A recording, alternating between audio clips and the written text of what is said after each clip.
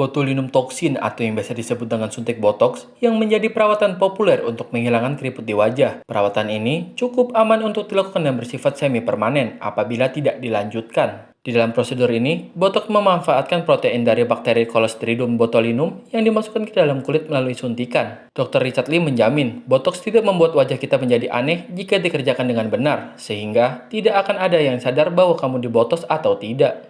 Ia juga mengatakan bahwa botox tidak akan membuat wajah menjadi kaku apabila dosisnya tidak berlebihan dan benar tempat penyuntikannya. Efek botox biasanya baru bisa dirasakan beberapa hari setelah obat itu disuntikan dan akan bertahan 4-6 bulan tetapi dengan teknik yang tepat dan melakukan konsultasi secara rutin. Saya kutip ada beberapa pertanyaan nih. Dok, botox itu buat wajah kita jadi aneh ya? Enggak. Jadi kalau misalnya dikerjakan dengan benar, wajah kamu nggak akan aneh. Malah nggak akan ada yang sadar bahwa kamu dibotox atau enggak. Cuma pada waktu kamu ketawa, pada waktu kamu ekspresi, kerutannya nggak ada. Kamu tampil V-shape-nya itu alami banget. Kalau dikerjakan dengan benar, maka tidak akan aneh, saya jamin. Yang kedua nih, dok, kalau pakai botox setelah selesai nanti, kita akan jadi lebih tua. Nanti kerutannya jadi lebih banyak. Ini paling sering menghantuin pasien. Nggak seperti itu. Jadi kalau saya andaikan, botox ini sama seperti nge-post di DVD. Masih ada nggak yang nonton DVD zaman sekarang? Atau Netflix ya? Kita post, dia berhenti.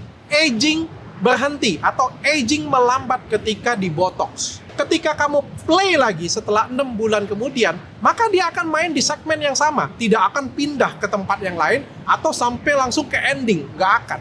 Nah, itulah botox. Jadi botox itu sebenarnya menahan aging, membantu supaya agingnya jadi lebih lambat.